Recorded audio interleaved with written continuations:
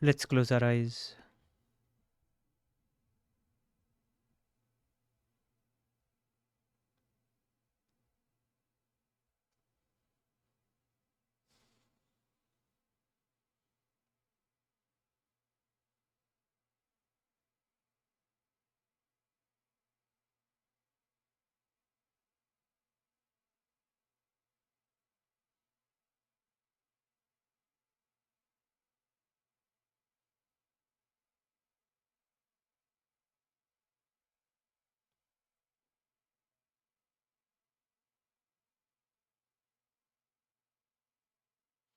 Today, I want to talk about something that I've not heard many people talk about or even conceptualize in this way.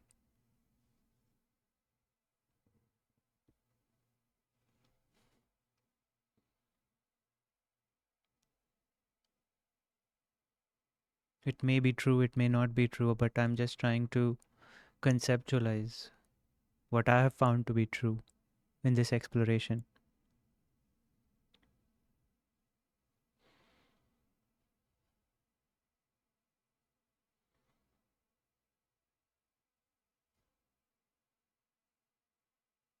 Our life is dictated, or the quality of our life is dictated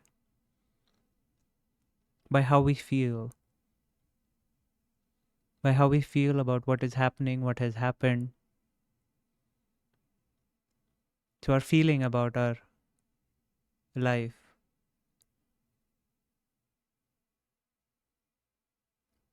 becomes the quality of our life. It doesn't matter what the reality of our life is, what the description of our life is, but what controls is the feeling. It's how we feel about our life.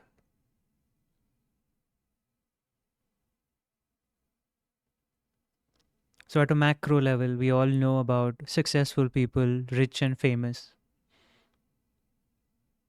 that are unfulfilled, that are sad,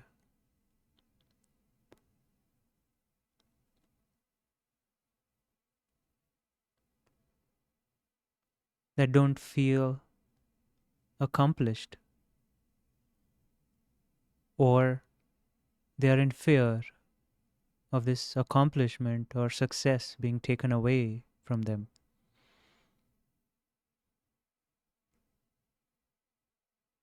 So, at a macro level, it can be easily verified that the description of life, having a lot of money, lot of fame,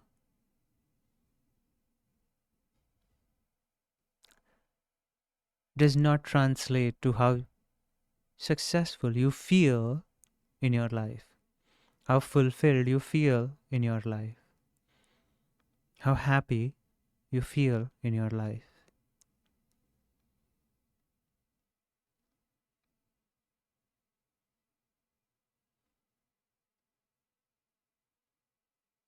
But then at a micro level, and that's where I want to focus more of today on,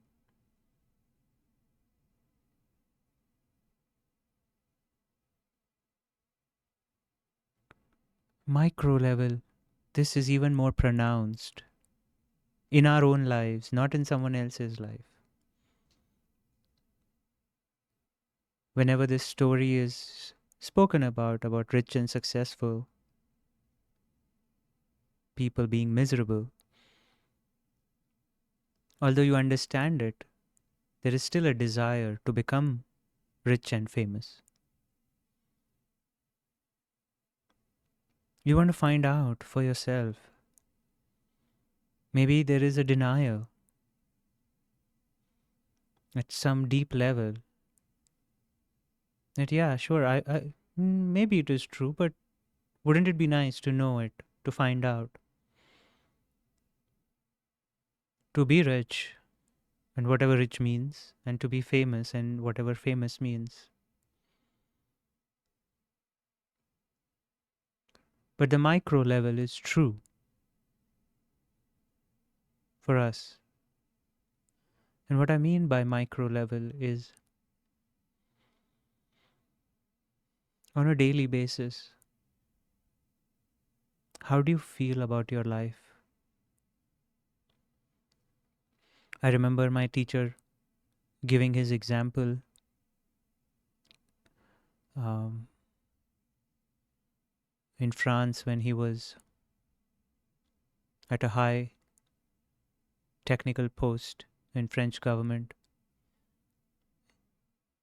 He was married, he had two kids, he had a house, two cars in his driveway.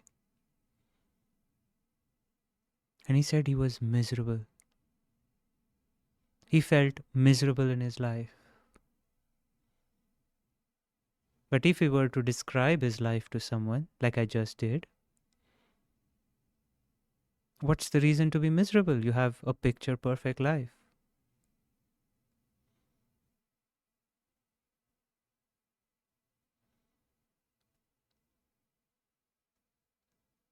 So many times we feel something is not right, or that on a daily basis we are not at peace.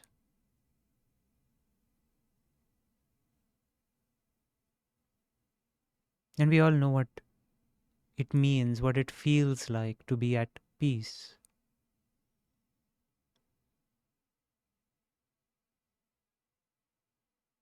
There is some kind of a restlessness.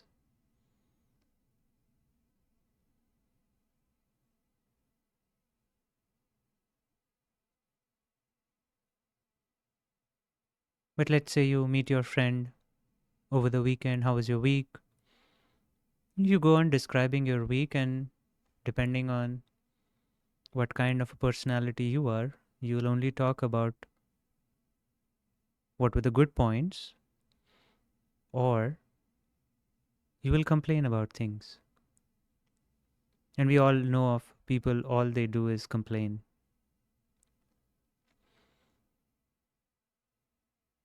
Sometimes we overemphasize the negativity, but yet it was not so bad. But most of the times, like this is an example, like every day I call my mom, she's in India, and I ask her, how was her day? And they are 10.5 hours ahead of us, so um, in time zones. So every day she says, oh, today was great. So I ask her, what was great?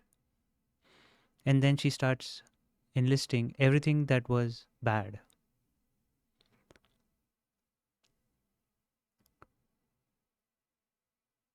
And so I have to nudge her into asking, okay, so what was the good thing that happened that made your day good? So she had to be nudged into noticing. But either way, the description of reality and how we feel are not necessarily in sync most of the times.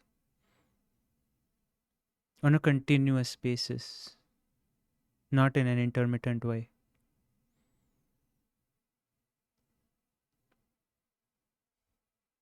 And the point I want to emphasize is how we feel dictates the quality of our life.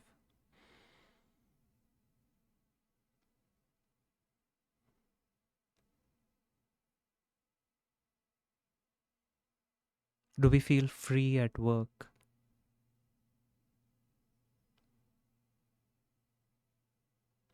And this word free doesn't need any qualification. Free to do is not what free I'm talking about. Free means just feeling free. Like you're walking on a beach on a perfect 80-degree sunny day, no one on the beach, or not many people on the beach, and you're just walking, unconcerned about anything else, just walking freely. That's free. That is the closest analogy that I can think of in order to describe the word free. I don't want to define it, I want to invoke that experience of free using my words. This exploration today is about feeling, not about description and definitions.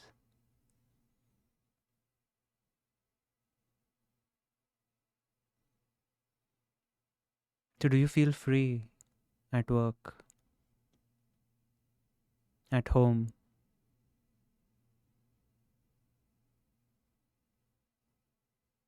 with your friends?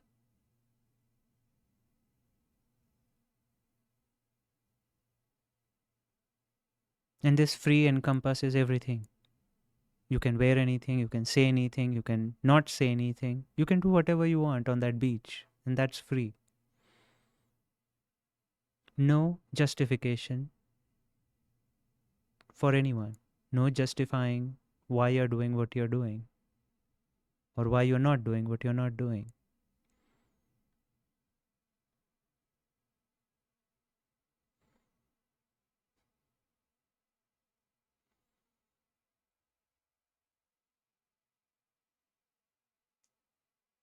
And think about how you describe about your work to other people on a weekly basis.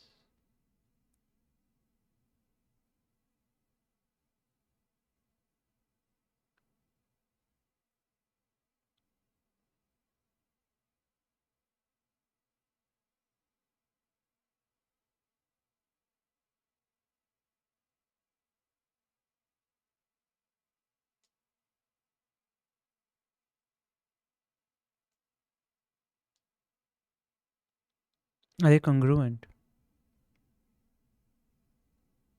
Or is there a discrepancy?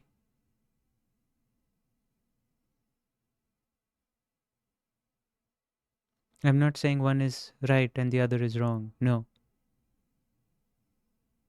The only thing I'm saying is how we feel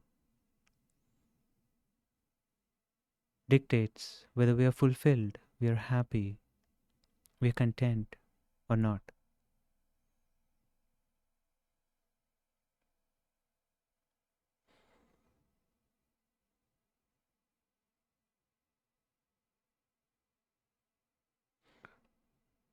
Another example would be body image. And I've been a chubby kid all my life. Growing up chubby in India was rough.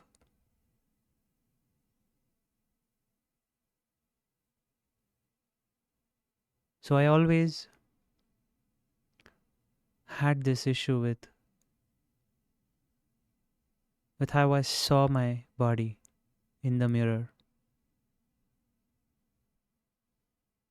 And at that time I wasn't aware to juxtapose it with how I feel. And even when I came to America, I got a little chubbier, probably by 70, 80 pounds.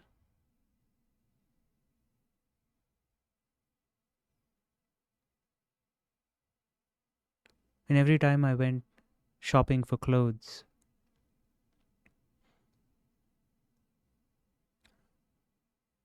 there was shame, intense shame with what I saw in the mirror.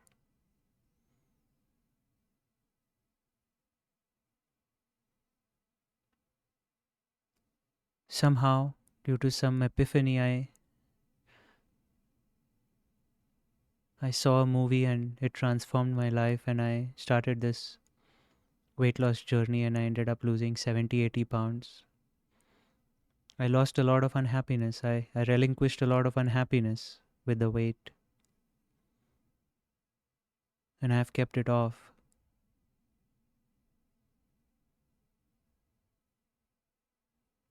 But I've been chubby way longer than I have been fit.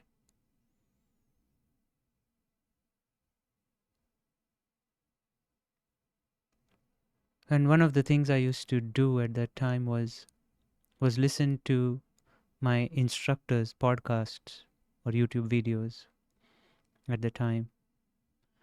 And these were trainers who had 8 pack and extremely fit.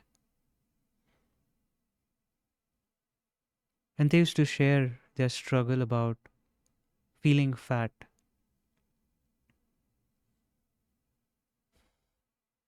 They have these days when they feel fat.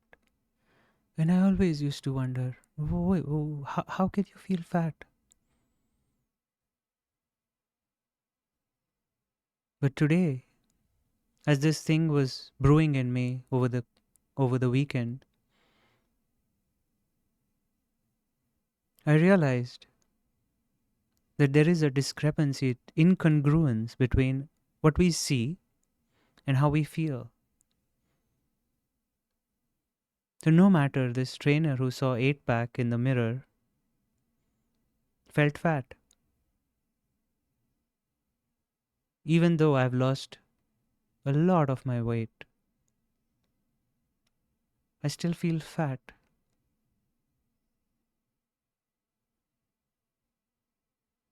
certain days. Now I can conceptualize it, or I can really zoom in to what this feeling is.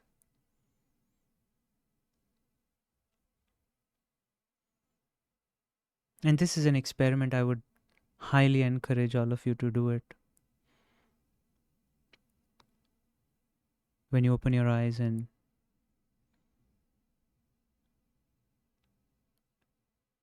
go about your day, one aspect of our perception is just seeing. We see our reflection in our body's reflection in the mirror, and that tells us whether we respect our body or we are unkind by calling it different names like I've been doing, feeling fat, etc. And the reason I'm doing it is to articulate how unkind we are to ourselves, especially. Although this unkindness is misplaced. What I mean by that is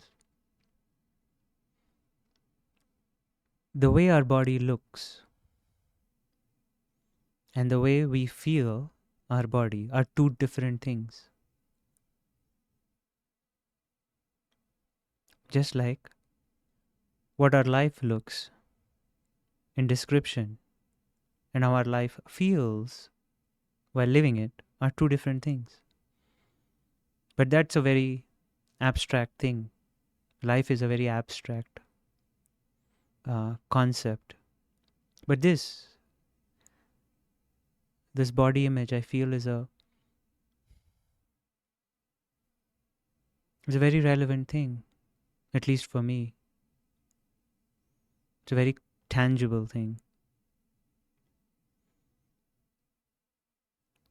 So now I pay attention to how I feel my body more than what I see in the mirror. There are days when I finish my workout and I feel strong. I feel light. I feel athletic.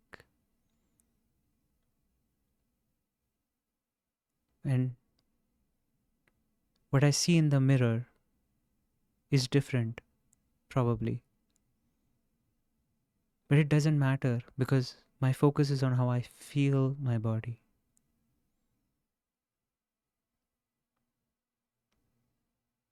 Like a quick experiment to distinguish between what I'm trying to say here, between the perception of the body and the feeling of the body, would be to go in front of the mirror. It's better to do it in your mind. Otherwise, people around you might not get what you're trying to do. And when you look at your reflection, at your body's reflection in the mirror, ask yourself, which one is you?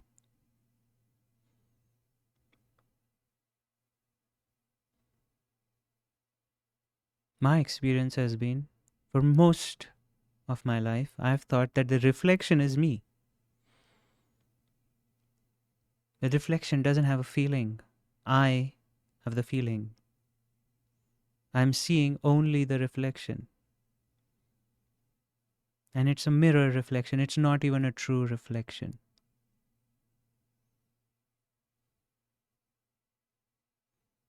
So that one quick experiment is, which one is me?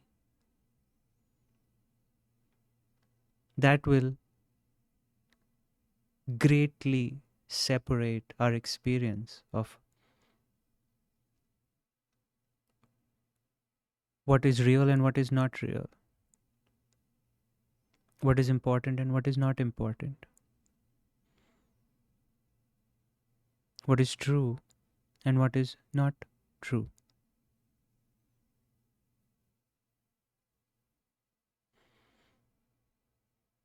Once you realize that the reflection is not you, turn away from the mirror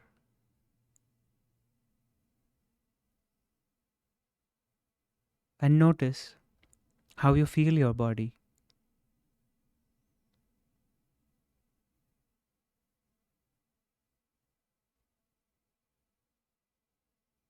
Now that you don't have a reflection, you can't see your full body, you will realize that most of the day you spend feeling how you feel your body. Not the perception of your body, but how you feel your body. Like right now, your eyes are closed. You have no perception of your body.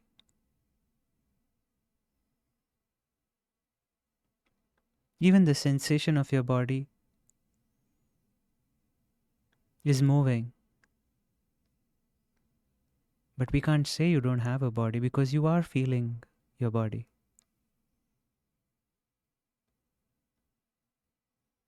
Now, if you can resist the temptation of overlaying the image, the memory of your body on your current experience of your body. Let me repeat that. If you can resist the temptation of overlaying the image of your body with the current experience of your body,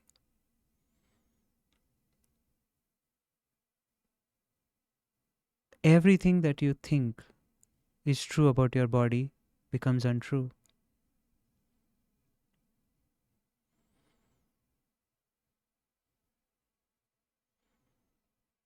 The contours, the sharp contours are gone from your experience. Your current experience of the body is just a series of sensations, bodily sensations that you're feeling. Sometimes you're feeling your knees, sometimes your throat, sometimes your butt, sometimes your back, sometimes your tongue. But if you were to open your eyes and look at your body in the mirror, you would see the whole torso or your whole body.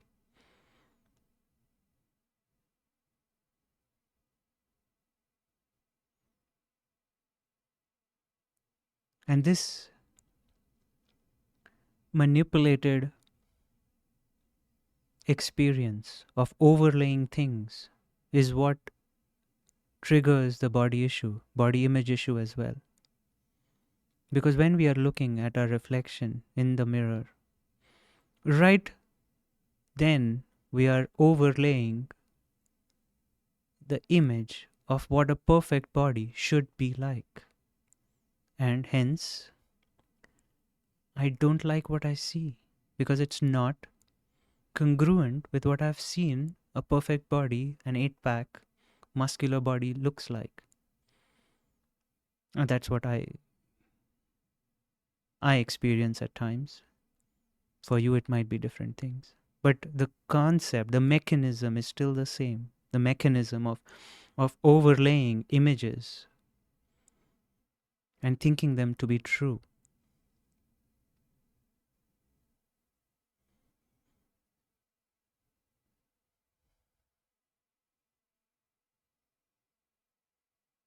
So, our experience, most of our days, most of our weeks, months, years, and therefore life, happens in how we feel our body. And unless we are in pain, we are doing things about our day without much interference from our body. But when we go in front of that mirror, something magical happens, and magical in a not so good way. We find everything that's wrong.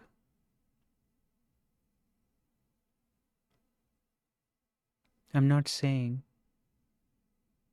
there might not be any insight into what you see. You can definitely want to make your body fitter, feel stronger, feel more athletic, feel healthier. Yes, definitely. But the operating word being feel, not look. Because looks are deceptive. It's an overlaying mechanism on our true experience.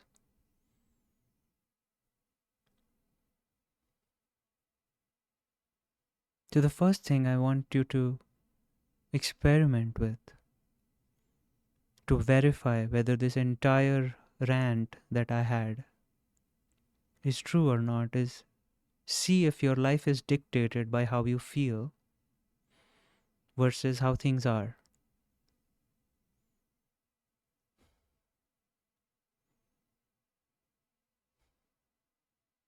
Secondly, at least with the experiment of looking at yourself in the mirror, find out what is true, what is not true. And what you'll realize that whether you see the reflection of your body or whether you see part of your body from your chest down, only the front part of your body, chest down, it's only a perception. It's only an image. And when you start feeling, I don't feel good about my body, notice if you are overlaying it with an image of perfect body.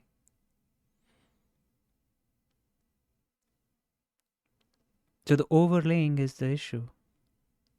If we can resist overlaying, we can see what is true.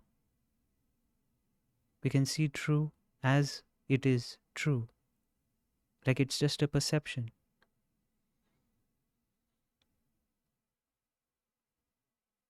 And then lastly, notice how you feel in your body. Because that's the real wisdom. If I feel good, I want to continue what I'm doing. If I want to feel better, I want to try doing something else.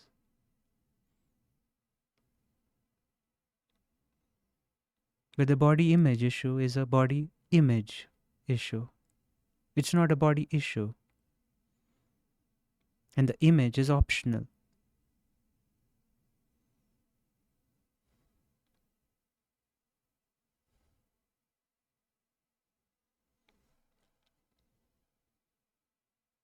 Thank you.